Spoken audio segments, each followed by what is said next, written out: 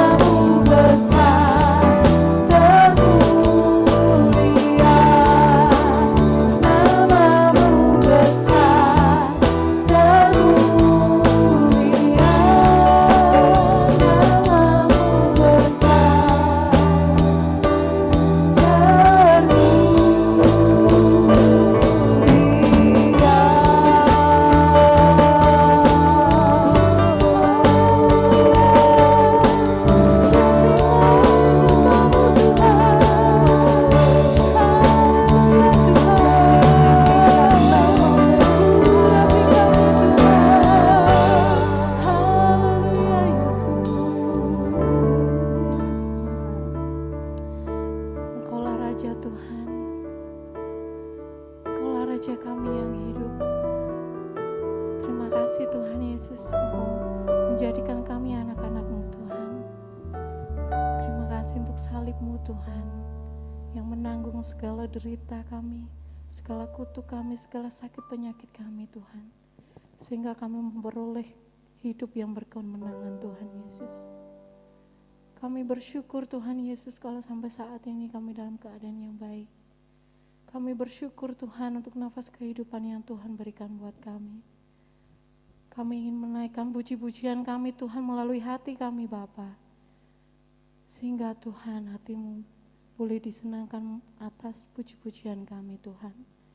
Urapi kami Tuhan, meskipun kami tidak berada dalam satu tempat, tapi kami yakin dan percaya kami ada dalam satu hati. Ada dalam hati-Mu Tuhan. Kami saat ini Bapa, Engkau akan memulihkan setiap anak-anak-Mu, baik yang mengalami pergumulan maupun sakit penyakit. Tuhan, kami yakin Engkau telah menanggung semuanya itu Tuhan di atas kayu salib, sehingga kami beroleh kemenangan yang luar biasa dalam kehidupan kami. Terima kasih Yesus. Kami menyerahkan acara ibadah kami pada sore hari ini, dari awal pertengahan hingga akhirnya. Engkau akan mengurapi setiap hamba-Mu yang melayani Engkau Tuhan, sehingga apa yang kami perbuat boleh menyenangkan hati Tuhan, memberkati setiap jemaat-Mu yang ada di rumah. Terima kasih Tuhan Yesus yang baik. Kami mengucap syukur, kami menyerahkan hanya di dalam nama-Mu. Kami berdoa. Haleluya. Amin. Puji nama Tuhan. Kita akan masuk ke hadirat Tuhan dengan membawa pujian persembahan kita dengan kesungguhan hati kita. Karena di dalam Tuhan ada sukacita yang luar biasa.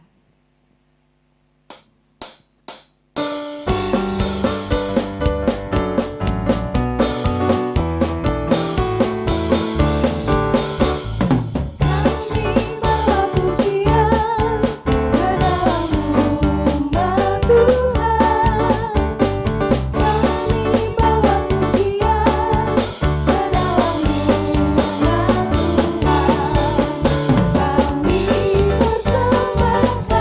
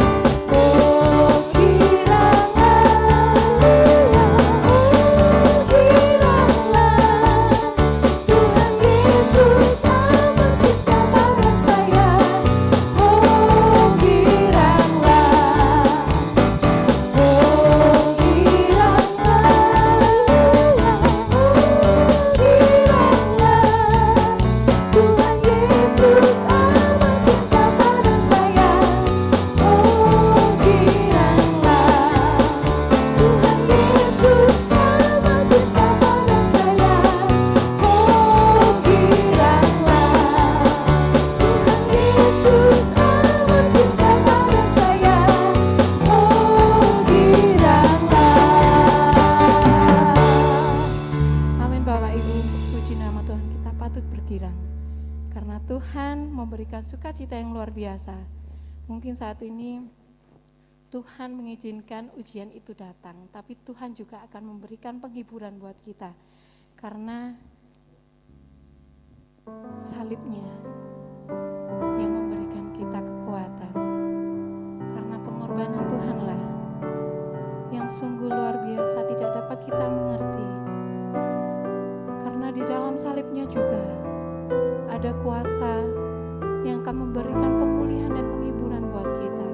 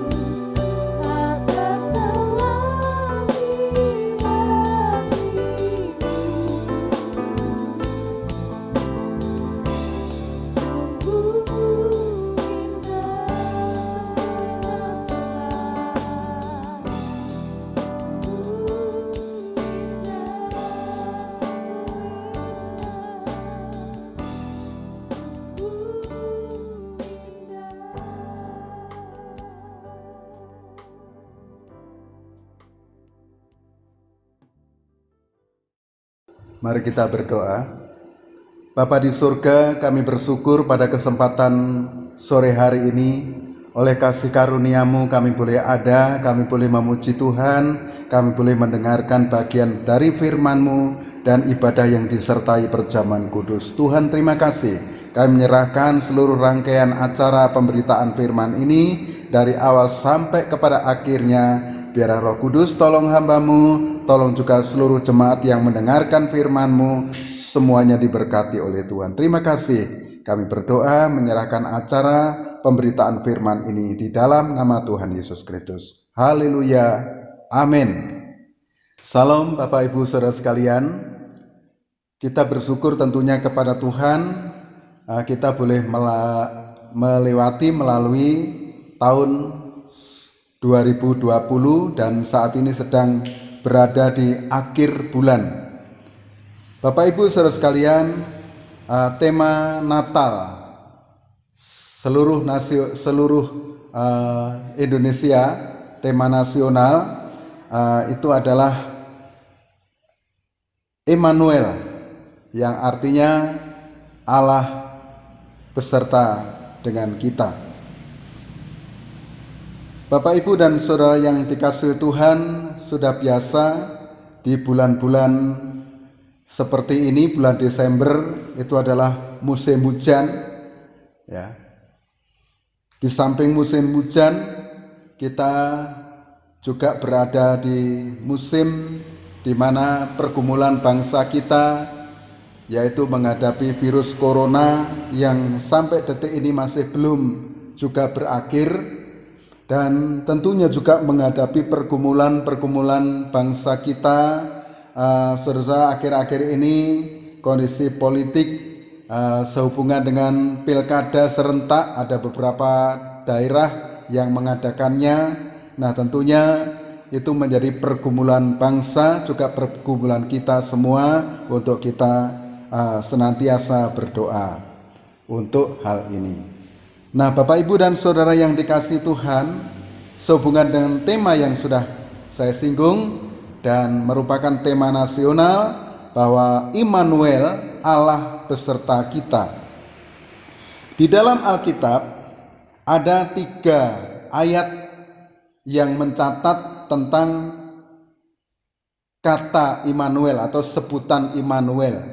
2 di Perjanjian Lama yang ditulis dalam Kitab Yesaya pasal 7 ayat yang ke-14, Yesaya pasal 7 ayat yang ke-14, dan pasal yang ke-8 ayat 8. Dan dalam Perjanjian Baru ditulis dalam Matius 1 ayat yang ke-23.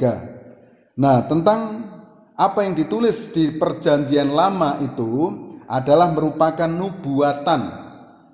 nubuatan dari Nabi Yesaya. Sedangkan Perjanjian Baru, sebutan Immanuel itu adalah merupakan penggenapannya. Jadi ada yang bernubuat, juga ada yang menggenapi. Semuanya ini adalah perencanaan Allah. Nah, Bapak, Ibu, dan Saudara yang dikasihi Tuhan, kita melihat sejarah asal-usulnya sebutan Immanuel. Jadi sebutan Immanuel itu tidak tiba-tiba, ya, tetapi ini memang sudah diatur sedemikian rupa oleh Tuhan pada zaman pemerintahan Raja Ahaz, Raja Yehuda. Itu adalah merupakan pecahan dari kerajaan Israel. Bagaimana perbuatan daripada Raja Ahaz ini? Kalau kita membaca 2 Raja-Raja 16 ayat 2 sampai 4, ya. Raja Ahaz ini memiliki kehidupan yang berlawanan dengan kehendak Tuhan. Dia tidak setia sama Tuhan. Dia menyembah kepada Baal atau ilah-ilah pada zaman itu. Juga mempersembahkan anaknya sendiri sebagai korban kepada ilah-ilah itu. Nah, ini satu tindakan yang berlawanan dengan kehendak Tuhan. Bapak, Ibu, dan Saudara yang dikasihi oleh Tuhan, bukan hanya itu, ketika di dalam peperangan melawan musuh, raja-raja yang lain pada umumnya mereka tidak lupa berdoa, mohon kekuatan, mohon campur tangan Tuhan. Tetapi Raja Ahaz ini beda. Ketika menghadapi peperangan lawan Raja Aram dan Raja Israel yang merupakan induknya dari Yehuda ini, memerangi Raja Ahaz, Raja Yehuda ini. Nah, tentunya sebagai seorang raja, pada umumnya dia minta Tuhan melindungi, Tuhan membela, dan Tuhan campur tangan. Tapi raja ini beda. Raja ini justru minta bantuan kepada Raja Asyur. Ya. Minta bantuan kepada Raja Asyur. Jadi istilahnya itu beli tentara. Ya. Minta dukungan, minta bantuan kepada Raja Asyur untuk melawan tentara Israel maupun tentara Aram ini, saudara. Dan yang menjadi upahnya itu adalah barang-barang istana raja dan juga barang-barang atau benda-benda yang ada di dalam rumah Allah. Ini diserahkan atau diberikan kepada Raja Asyur sebagai imbalan yang membantu perang melawan Raja Aram, melawan Raja Israel dan seluruh tentaranya. Jadi Bapak Ibu dan saudara yang dikasihi Tuhan, sikap perbuatan Raja Ahaz ini adalah perbuatan yang jelas-jelas menyakitkan hati Tuhan. Ya. Jadi perbuatan dan sikap Raja Ahaz ini adalah benar-benar menyakitkan hati Tuhan. Bagaimana tidak? Raja dan umatnya yang seharusnya menyembah Allah, yang seharusnya menjadi panutan bagi umat-umat Yehuda yang lainnya, justru dia tidak setia sama Tuhan. Dia melawan kehendak Tuhan. Dia adalah menyembah kepada ilah-ilah bangsa-bangsa lain. Lah ini yang membuat hati Tuhan jadi kecewa terhadap Raja Ahaz. Namun, saudara, kita melihat walaupun Raja Ahaz ini menyakitkan hati Tuhan, ya, mengecewakan hati Tuhan, tapi Allah tetap mengasihi kepada Raja Ahaz oleh karena Daud hambanya. Ya, sekali lagi saya katakan bahwa oleh karena Allah ini melihat perbuatan dari Raja Ahaz ini benar-benar kecewa, tapi karena Daud, ya, demi Daud, Allah mengasihi Raja Ahaz, sehingga ditulis di dalam kitab Yesaya. Kita akan melihat Yesaya pasalnya yang ke-7. Kita akan baca ayatnya yang ke-10 dan ayatnya yang ke-11. Kitab Yesaya pasalnya yang ke-7 ayat yang ke-10 sampai ayat yang ke-15 berbunyi demikian. Tuhan melanjutkan firman-Nya kepada Ahaz, katanya, mintalah suatu pertanda dari Tuhan Allahmu, biarlah itu sesuatu dari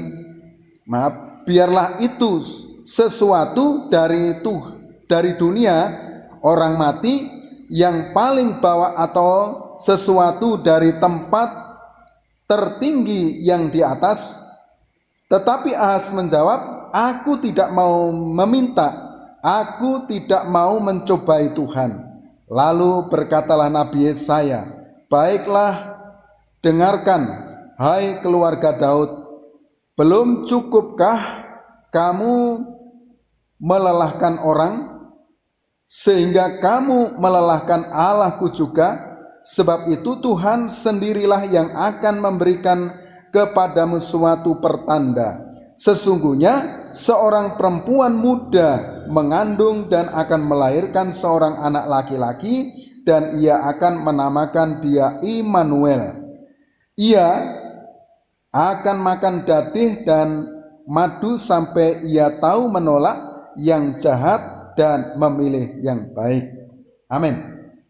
Nah, saudara yang dikasihi Tuhan, walaupun Tuhan membenci perbuatan Raja Ahab, tapi karena Raja Daud, ya, ini termasuk keluarga Raja Daud, Allah menunjukkan kasih-Nya kepada Raja Ahaz, sehingga dalam ayat ini dikatakan Tuhan berfirman melalui Nabi Yesaya untuk disampaikan kepada Raja Ahab, ya, agar Ahab ini minta tanda, ya, minta tanda untuk meyakinkan dirinya bahwa Allah itu mengasihi dia, mengasihi Raja Ahab ini. Tetapi Raja Ahaz tidak mau meminta tanda kepada Tuhan. Ya, diberikan kesempatan minta tanda. Ya, tanda mungkin mengenai orang mati yang paling bawah, atau dikatakan juga dari tempat tertinggi yang di atas. Jadi minta tanda apapun, yang paling bawah atau yang paling tinggi, silahkan. Tapi dikatakan Raja Ahaz tidak mau memintanya kepada Tuhan, ya. Di dalam ayat 12 dikatakan, tetapi Ahaz menjawab, aku tidak mau meminta, aku tidak mau mencobai Tuhan. Saudara saya yang dikasihi oleh Tuhan, kita melihat walaupun diberikan kesempatan untuk meminta tanda, tapi Ahaz tidak mau meminta. Namun Allah sendiri memberi tanda. Walaupun Ahaz tidak memintanya, tapi Allah memberi tanda. Wis nyotakei tanda. Apa tandanya? Di dalam ayat 14 dikatakan bahwa sebab itu Tuhan sendirilah yang akan memberikan kepadamu suatu pertanda.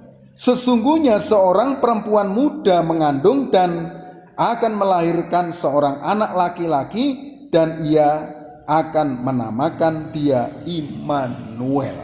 Nah, ini sejarahnya dari situ. Bapak, Ibu, dan saudara-saudara yang dikasihi Tuhan. Jadi apa yang disampaikan oleh Tuhan melalui Raja Ahab ini kemudian digenapi dalam perjanjian baru, ya, untuk hal ini selang 700 tahun kemudian janji itu digenapi, ya, setelah 300 kemudian, yaitu berkaitan dengan kelahiran Yesus Kristus yang pada bulan Desember, bulan Januari ini umat Kristen, umat Katolik merayakan kelahiran Yesus. Nah, Bapak, Ibu, dan saudara yang dikasihi Tuhan, dan kelahiran Yesus ini juga direncanakan oleh Allah begitu luar biasa. Allah menemukan seorang yang tulus, baik laki-laki namanya Yusuf maupun perawan Maria yang adalah orang yang dipakai oleh Tuhan menjadi alat kelahiran Yesus. Di dalam Alkitab ditulis dalam Matius pasal 1 ayat yang ke-23, di sana dikatakan, sesungguhnya anak darah itu akan mengandung dan melahirkan seorang anak laki-laki, dan mereka akan menamakan dia Immanuel, yang berarti Allah menyertai kita. Bapak, Ibu, dan saudara yang dikasihi oleh Tuhan, ketika Maria dan Yusuf sedang bertunangan, tahu-tahu Yusuf terkejut. Kenapa? Karena Maria dalam kondisi lagi bertunangan, tahu-tahu hamil. Ya, tentu ini merupakan satu kejutan yang membuat Yusuf ini jadi ragu, ya, belum apa-apa sudah hamil, ya, menjadi ragu, menjadi bimbang, berpikir jangan-jangan Maria ini adalah orang yang tidak bisa dipercaya, orang yang serong, orang yang tidak sungguh-sungguh mencintai aku, orang yang tidak bisa dipercaya. Tentunya ini pikiran Yusuf yang saat itu sedang bergejolak pikirannya. Namun dalam kondisi bergejolak itu, tahu-tahu malaikat memberitahukan kepada Yusuf. Di dalam Matius pasal 1 ayat yang ke-20 dan seterusnya dikatakan, tetapi ketika ia mempertimbangkan maksud itu, malaikat Tuhan nampak kepadanya dalam mimpi dan berkata, Yusuf anak Daud, janganlah engkau takut mengambil Maria sebagai istrimu, sebab anak yang di dalam kandungannya adalah dari Roh Kudus. Ia akan melahirkan anak laki-laki dan engkau akan menamakan dia Yesus, karena dialah yang akan menyelamatkan umatnya dari dosa mereka. Hal itu terjadi supaya genaplah yang difirmankan Tuhan oleh Nabi, sesungguhnya anak darah akan mengandung dan melahirkan seorang anak laki-laki, dan mereka akan menamakan dia Immanuel, yang berarti Allah menyertai kita. Jadi dalam hal inilah ketika Yusuf lagi bimbang, lagi bingung, lagi kacau pikirannya, malaikat memberitahu, jangan bingung, kamu jangan bimbang Yusuf, sebab anak yang dikandung itu dari Roh Kudus, dan Maria ini akan melahirkan seorang anak laki-laki, dan anak ini akan dinamakan Yesus, yang nantinya akan menyelamatkan umatnya dari dosa. Dan anak ini akan disebut Immanuel, yang artinya Allah menyertai kita. Baru Yusuf dong, oh begitu. Ya, keterangan dari malaikat ini membuat Yusuf belong, ya. Yusuf lega. Yusuf tahu, Yusuf mengerti, ya, bahwa apa yang terjadi itu bukan Maria itu orang yang serong, yang tidak jujur, orang yang tidak tulus. Ternyata tidak, karena bayi yang dikandung itu adalah merupakan penggenapan Allah, ya, yang pernah disampaikan oleh Nabi Yesaya kurang lebih 700 tahun yang sudah lalu. Bapak, Ibu, dan saudara yang dikasihi Tuhan.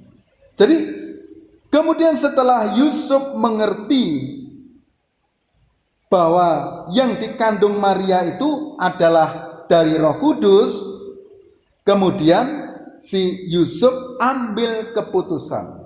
Kalau begitu, sesuai yang difirmankan, disampaikan oleh malaikat, maka ayat 24 dikatakan, sesudah bangun dari tidurnya, Yusuf berbuat seperti yang diperintahkan malaikat Tuhan itu kepadanya. Ia mengambil Maria sebagai istrinya.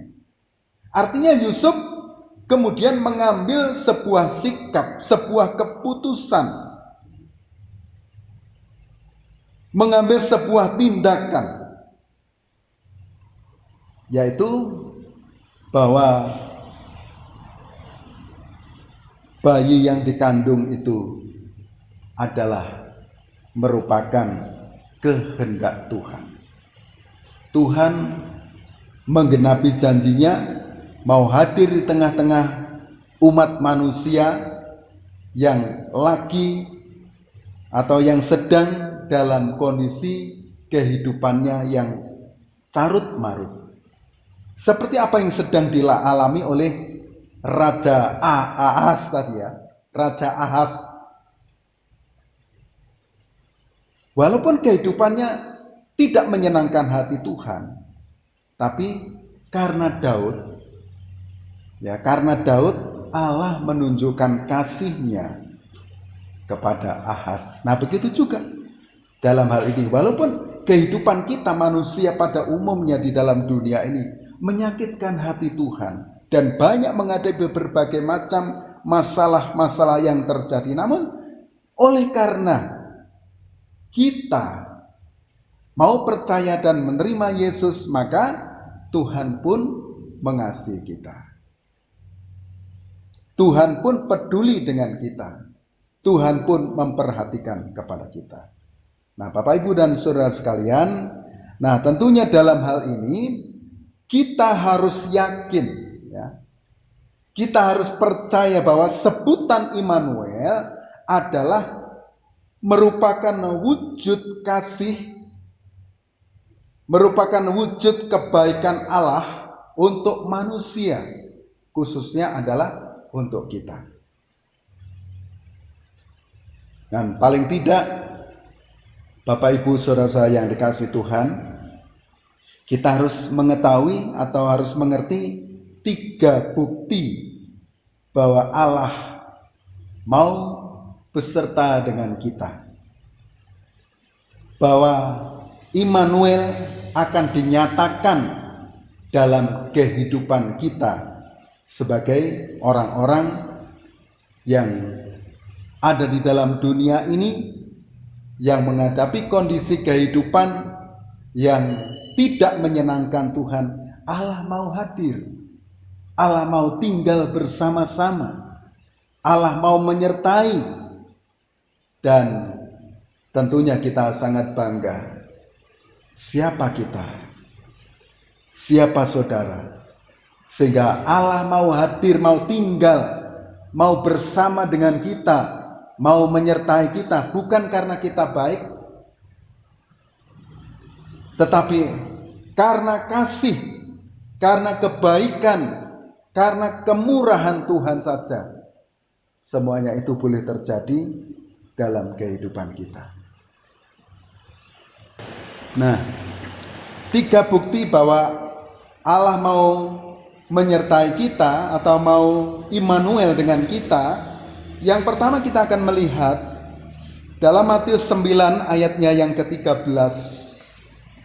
Di situ dikatakan, Matius pasal 9 ayatnya yang ke-13.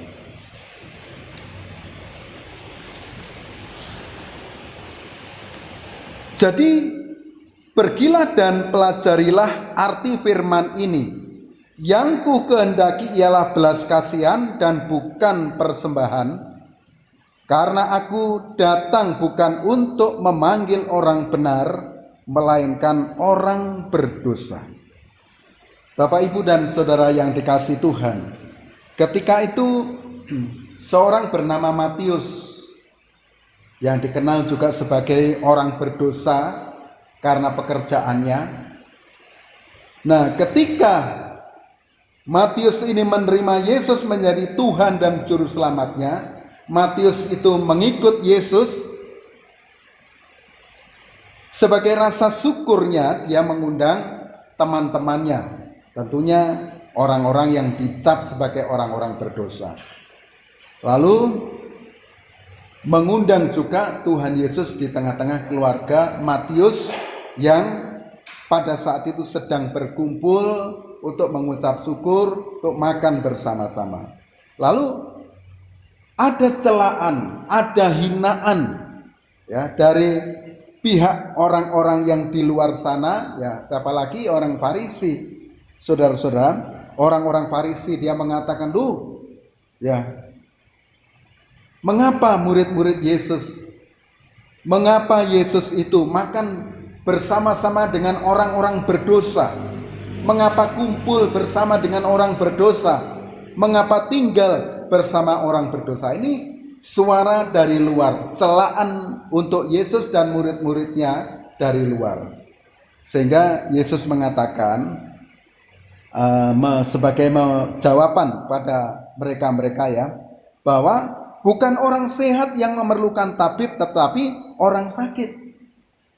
Dan orang-orang berdosa itu bagikan orang-orang yang sedang sakit, membutuhkan tabib, membutuhkan dokter untuk kesembuhan mereka.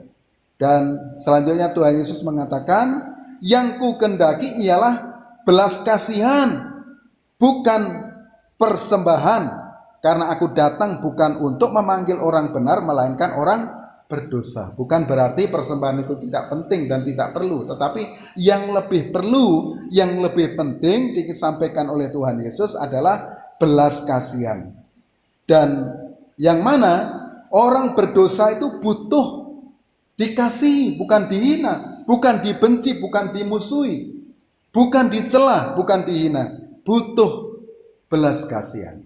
Dan Yesus bertindak sebagai dokter atas orang sakit, sebagai tabib atas orang sakit. Dan begitu juga Yesus mengatakan dia sebagai orang benar mengasihi orang-orang berdosa supaya mereka mengenal kebenaran, supaya mereka mengerti kebenaran. Itu maksudnya Yesus. Jadi dalam hal ini kita melihat Yesus mengasihi dan mau bersama dengan orang berdosa. Ini bukti yang pertama bahwa Allah mau menyertai. Ya, Allah mau mengasihi orang yang berdosa.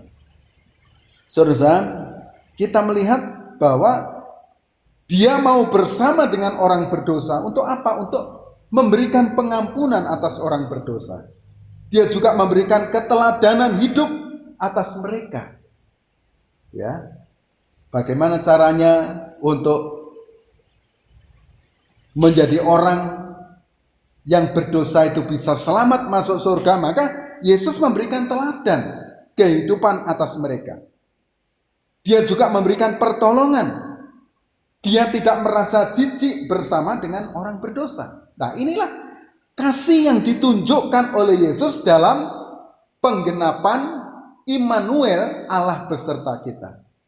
Jadi Bapak Ibu dan saudara-saudara yang dikasihi Tuhan, dalam hal ini dia korbankan martabatnya, dia korbankan keagungan dan kemuliaan di surga demi orang berdosa. Dia mau datang sebagai manusia, firman yang menjadi manusia, untuk tinggal, untuk mau mengasihi kepada orang berdosa. Ini adalah wujud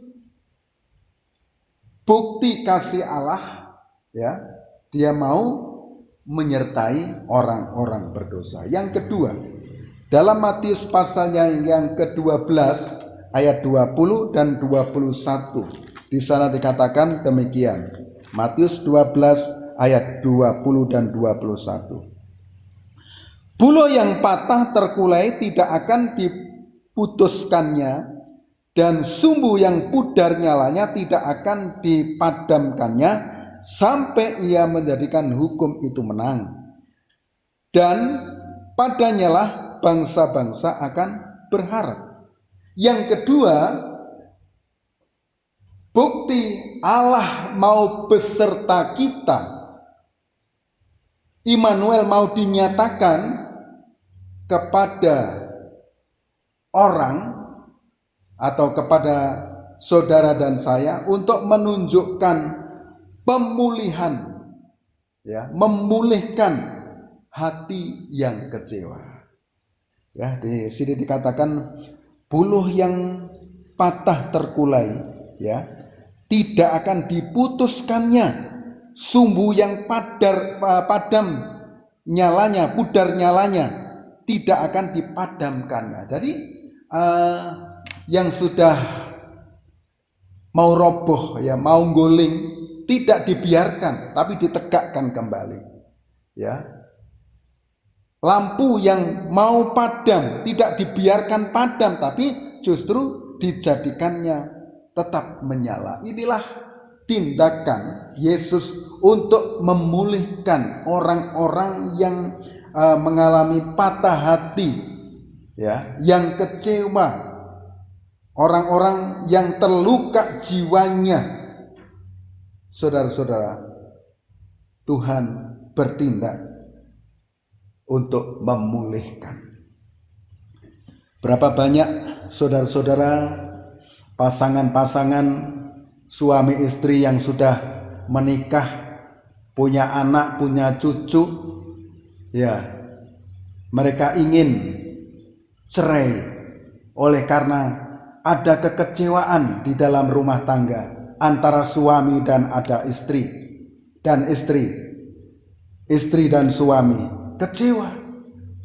Ya, suami mengecewakan istrinya, istri sebaliknya mengecewakan suaminya. Ya, beberapa waktu yang lalu saya melayani keluarga di Batu yang sedang mengalami broken. Ya, istrinya mau ngundang pengacara, mau bayar pengacara untuk membawa suaminya untuk diadili, suaminya untuk disidang karena kecewa.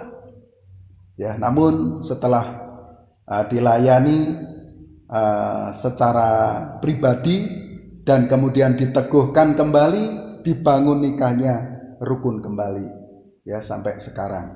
Saudara-saudara, pasangan-pasangan suami istri menjadi retak karena kecewa, ya, karena kecewa. Mungkin karena persoalan ekonomi, karena persoalan komunikasi yang renggang. Saudara-saudara, bisa terjadi sebuah kekecewaan antara anak dan orang tua yang hubungannya tidak harmonis. Anak tidak kerasan lagi di rumah, ya, karena orang tua selalu bertindak keras kepada anak sehingga anak merasa kecewa. Belum lagi antara menantu dan mertua yang juga seringkali terjadi gesekan, terjadi pertengkaran, saling memfitnah, saling menuduh, ya. Ditambah lagi di pergaulan sehari-hari, di pekerjaan, di kantor, ya, di mana kita berkumpul dengan orang-orang lain, terjadi gesekan-gesekan, terjadi keretakan-keretakan. Nah, kondisi seperti inilah yang seringkali membuat orang putus asa, orang lemah, ya, orang tidak lagi setia ke gereja karena hatinya bermasalah, hidupnya bermasalah, keluarganya bermasalah, sehingga tidak ada niat, tidak ada minat untuk berbakti kepada Tuhan karena hatinya sudah terluka. Nah, inilah tugas Yesus yang Dia katakan bahwa Ia akan beserta dengan kita. Orang-orang yang sedang bermasalah ini Tuhan datang untuk berencana memulihkan hidupnya, memulihkan kehidupannya supaya bisa bahagia kembali, bisa stabil kembali, bisa normal kembali, ya saudara. Dan hendaknya bila Bapak Ibu saudara-saudara mengalami kondisi seperti ini, ya, hendaknya kita sadar kita butuh Yesus. Kita butuh Yesus yang mana Dia disebut Immanuel itu. Bapak Ibu dan saudara yang dikasihi oleh Tuhan, Yesaya mengatakan bahwa walaupun Allah itu ada di tempat yang maha tinggi, tapi Dia mau hadir, mau datang, mau bersama-sama dengan orang yang hancur hati. Puji nama Tuhan. Yang ketiga, Matius 20 ayat yang ke-28. Kita akan melihat Matius 20 ayat yang ke-28. Dikatakan demikian, ayat itu 20 ayat 28.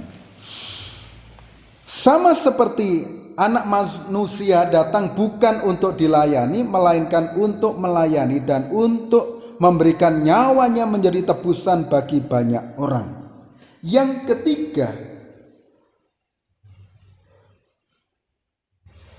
Yesus mengatakan bahwa Anak Manusia datang bukan untuk dilayani, melainkan untuk melayani dan memberikan nyawanya menjadi tebusan bagi banyak orang.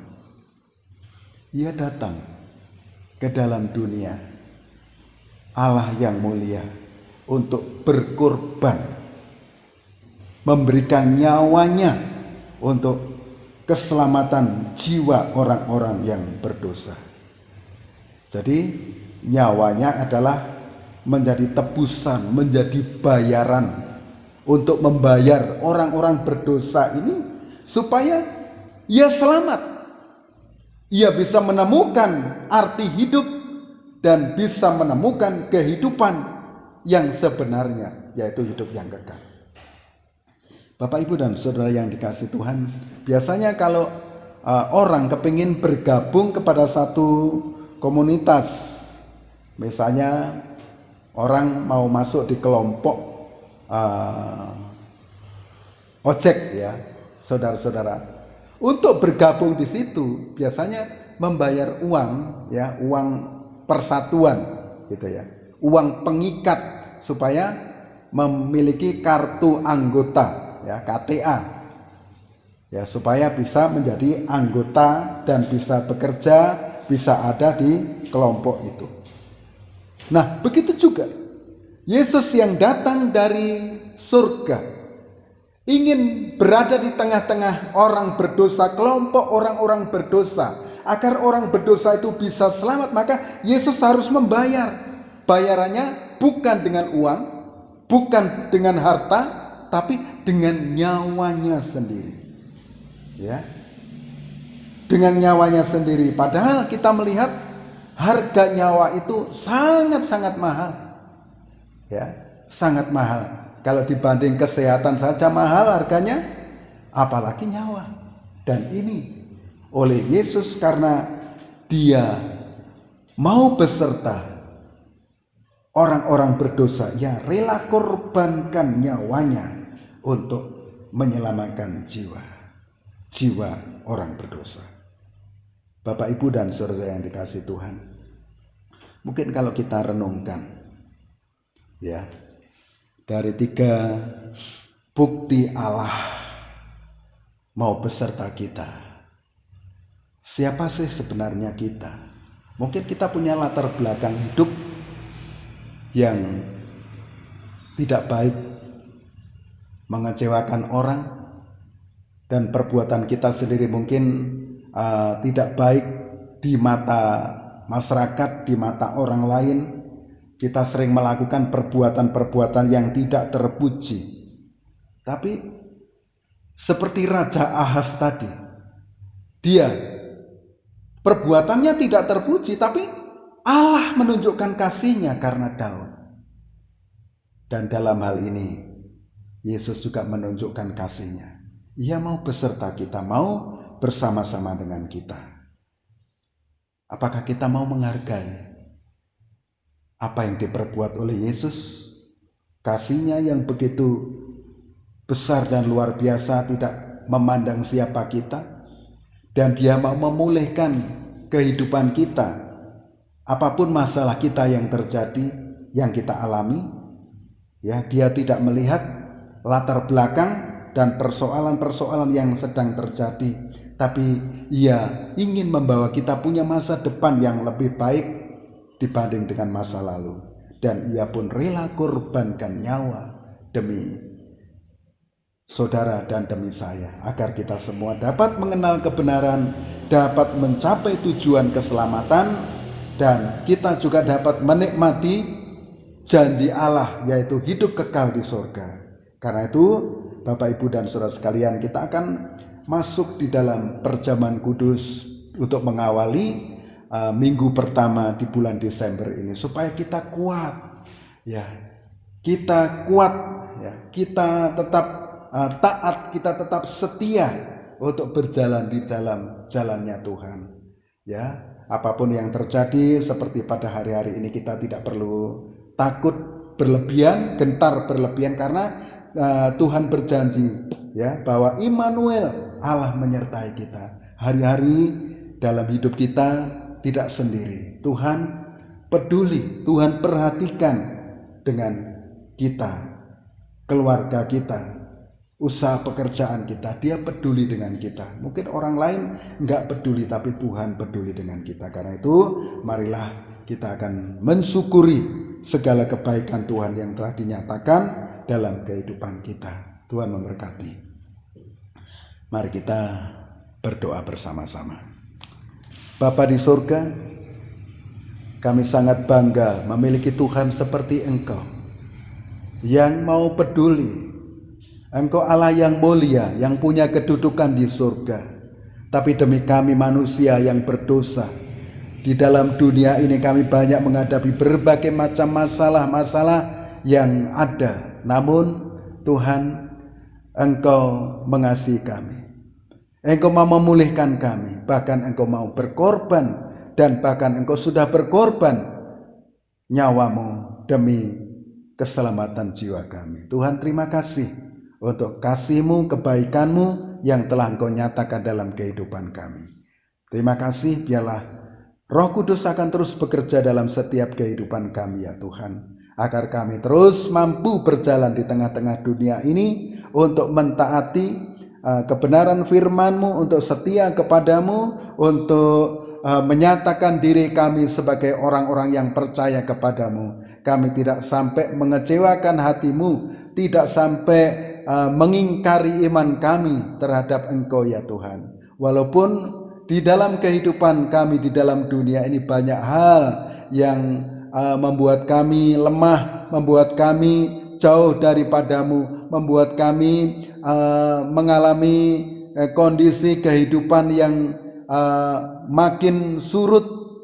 Namun kami mau tetap setia kepada-Mu, mau tetap menghargai kasih dan kebaikan-Mu ya Tuhan. Terima kasih untuk kebenaran firman-Mu yang sudah kami dengarkan bersama-sama. Biarlah Tuhan jemaat-Mu yang ada di rumah masing-masing, yang lagi nonton, yang lagi menyaksikan ibadah ini dan firman ini, mereka diberkati oleh Tuhan. Terima kasih Bapak, terima kasih. Pada kesempatan ini kami akan masuk di dalam perjamuan kudus ya Tuhan. Terima kasih.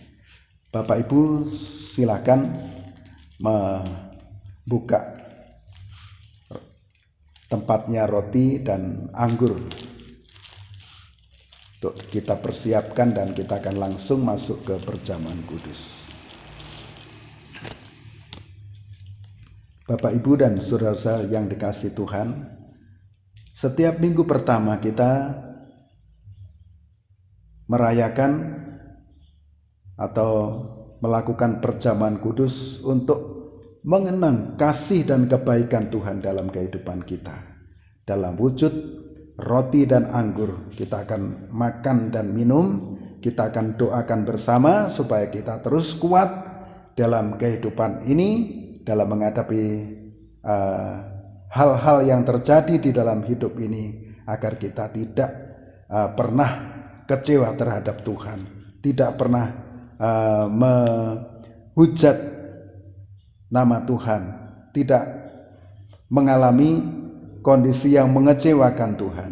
Mari Bapak Ibu dan saudara, kita akan berdoa bersama. Tuhan, di tangan-tangan kami ada roti dan ada anggur ya Tuhan. Kami akan makan dan kami akan minum perjamuan kudus ini. Kiranya Engkau memberkati roti, memberkati anggur, sehingga setiap kami yang makan perjamuan kudus ini memperoleh kekuatan baru, memperoleh kemenangan, ya, memperoleh keteguhan di dalam iman kami kepadamu. Terima kasih Tuhan. Mari Bapak Ibu kita angkat tangan kita, angkat roti lebih tinggi dari kepala kita, dan firman Tuhan mengatakan demikian. Dan ketika mereka sedang makan, Yesus mengambil roti, mengucap berkat, memecah-mecahkannya, lalu memberikannya kepada murid-muridnya dan berkata, "Ambillah, makanlah, inilah tubuhku." Bapak Ibu dan saudara sekalian, bukankah roti yang atasnya kita sudah mohonkan berkat adalah merupakan persekutuan dengan tubuh Tuhan Yesus Kristus? Amin. Kita makan bersama.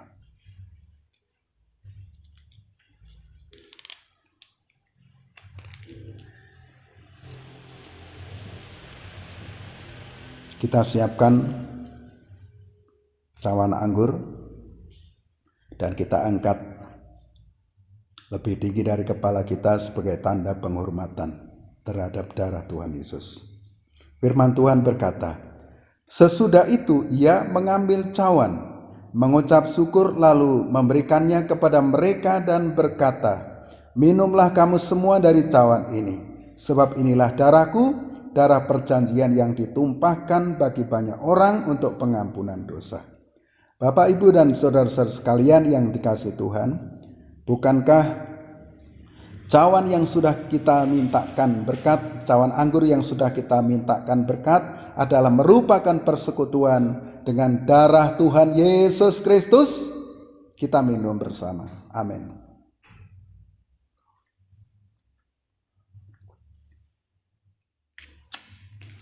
Kita bersyukur kepada Tuhan. Terima kasih.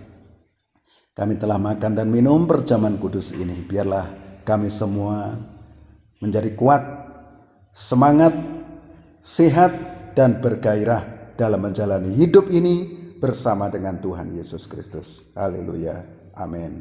Kita akan nyanyikan satu pujian untuk kita mengakhiri ibadah kita dengan pujian dengan sayapmu.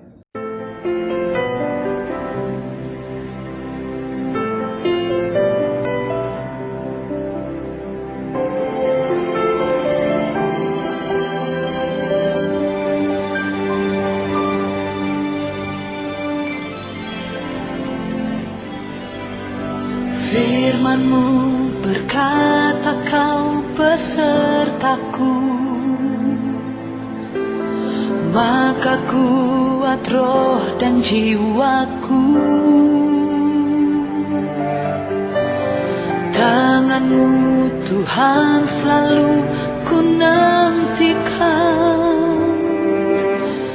di setiap langkah ku percaya.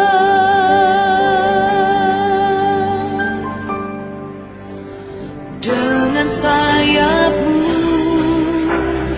ku akan terbang tinggi di tengah badai hidup. Ku tak menyerah, Kau kekuatan dan perlindungan bagiku, pertolonganku di tempat maha tinggi. Ku mengangkat tanganku, aku berserah, Kau ku nantikan, Kau yang ku sembah, Yesusku, Rajaku.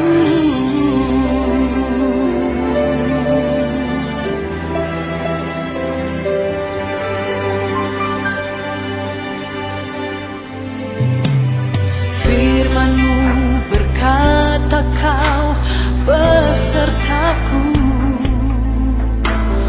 maka kuat roh dan jiwaku. Tangan-Mu Tuhan selalu ku nantikan, di setiap langkah ku percaya. Dengan sayap-Mu ku akan terbang tinggi di tengah badai hidup. Ku tak menyerah, Kau kekuatan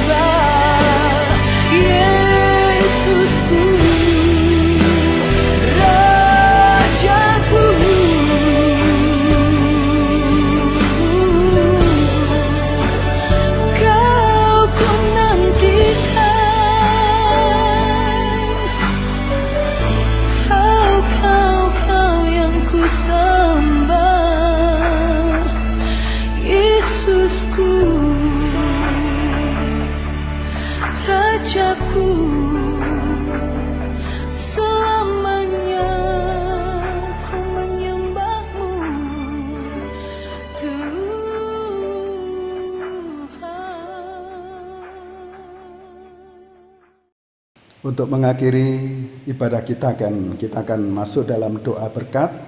Kita tatahkan tangan kita di hadapan hadirat Tuhan. Bapa di surga, bersyukur kami telah masuk di bulan Desember dalam minggu yang pertama. Kami mohonkan berkat-Mu untuk semua jemaat-Mu ya Tuhan, yang masih setia mengiring Engkau pada sampai detik ini ya Tuhan. Berkati mereka, kesehatan mereka, kekuatan mereka, bahagia dalam hidup, dalam rumah tangga mereka. Diberkati pekerjaan mereka, usaha mereka. Diberkati juga pendidikan sekolah anak-anak mereka. Diberkati pelayanan mereka, supaya semuanya menikmati berkat daripada-Mu, segala gerak, langkah kehidupan masing-masing jemaat-Mu. Terima kasih Bapak, terima kasih. Kami naikkan doa kami dan syukur kami kepada Tuhan. Mari Bapak Ibu Saudara sekalian, kita tatahkan tangan kita. Bapak Ibu Saudara sekalian, terimalah berkat kasih karunia, damai sejahtera yang datang dari Allah Bapa, cinta kasih dalam putranya yang tunggal Yesus Kristus, persekutuan Roh Kudus menyertai, memberkati kita semua, mulai saat ini sampai Maranatha Tuhan Yesus datang kembali. Dalam berkat nama Tuhan Yesus kami alaskan doa kami. Yang percaya dan diberkati Tuhan sama-sama katakan amin. Demikian rangkaian acara pemberitaan firman sudah saya sampaikan. Biarlah Bapak Ibu Saudara semua diberkati oleh Tuhan. Pengumuman kita untuk minggu depan, kita menunggu pengumuman berikutnya melalui WA. Apakah kita tetap ibadah online atau ibadah di gereja? Ya, tunggu pengumuman berikutnya. Dan berikut Bapak Ibu Saudara sekalian, persembahan seperti biasa dalam ibadah online yang di kelompok bawah. Persembahan bisa dikumpulkan kepada Saudara Yosef, ya, bisa dititipkan di sana juga. Ada persembahan kolekte, persembahan persepuluhan, ya, bisa dititipkan juga kepada Saudara Yosef, dan juga persembahan untuk Natal. Bapak Ibu Saudara sekalian, bahwa Natal kita nanti pada tanggal 24 itu ibadah anak-anak, ya, sekolah minggu.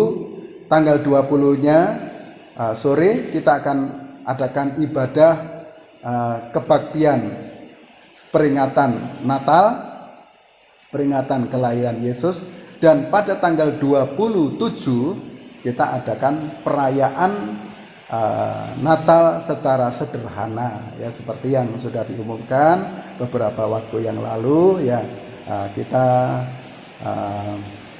rayakan secara sederhana, ya. Nanti kita akan buat nasi kotak seperti yang telah diumumkan, nanti akan dibagikan kepada Bapak Ibu Saudara sekalian, seperti itu.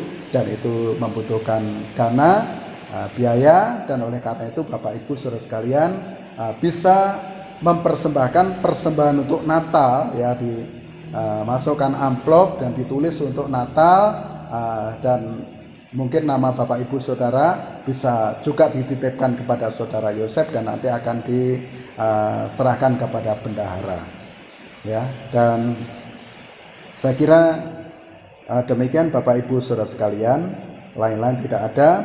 Dan jangan lupa nanti rencana juga tanggal 31 kita adakan ibadah tutup tahun secara sederhana, ya.